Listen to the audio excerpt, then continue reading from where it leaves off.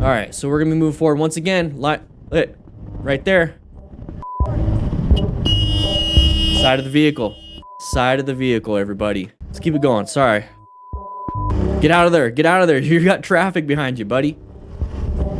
All right, watch out. Good line of sight. Good space cushion. You're good. Just leave it as is. You did what you needed to do. They're out of your hair. They're completely out of your hair at that point. Okay, so before we really jump into this one, remember. Side of the vehicle. That's very important. Side of the vehicle means there's a possibility they're going to go in front of you. I'm tired of having to say it all the time, but here's the thing. We got a bunch of new riders in here.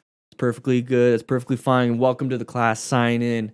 But side of the vehicle is going to indicate there's a possible path of travel, and that comes from intersections. It comes from parking lots. It comes from driveways. It comes from anywhere.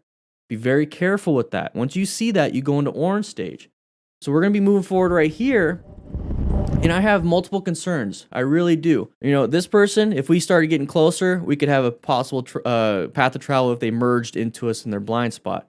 But the real pertinent, the real big one, since he has good, space cushion, he's staggered with this vehicle. The big one is this one. That's a scary one right there.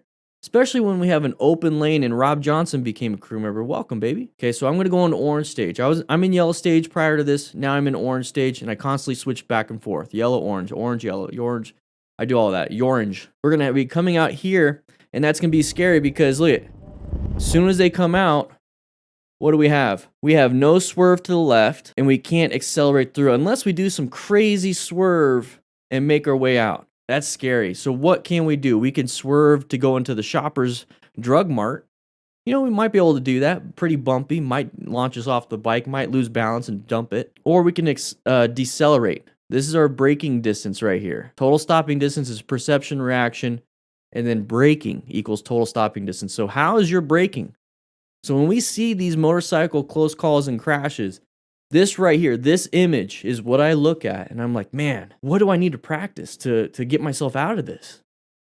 And it's good progressive brake pressure right here. This is going to be a reason why I need to progressively brake, not on a dime, but I need to be confident in my skills and what I can do so I don't go into a panic. So progressively brake before this happens. And that's what he does.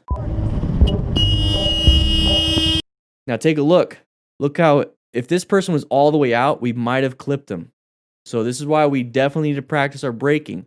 That horn took away some of our movements and some of the things that we should have been doing. We should have been only focused on braking. That's why I think a horn is a wasted movement when it comes to an emergency movement. Same thing with rev bombing. Get yourself out of there with a swerve or with good braking, and then afterwards, when you're in a safe environment, go ahead and honk. Go ahead and rev bomb, whatever you want to do. But get yourself out of there in the first place, okay?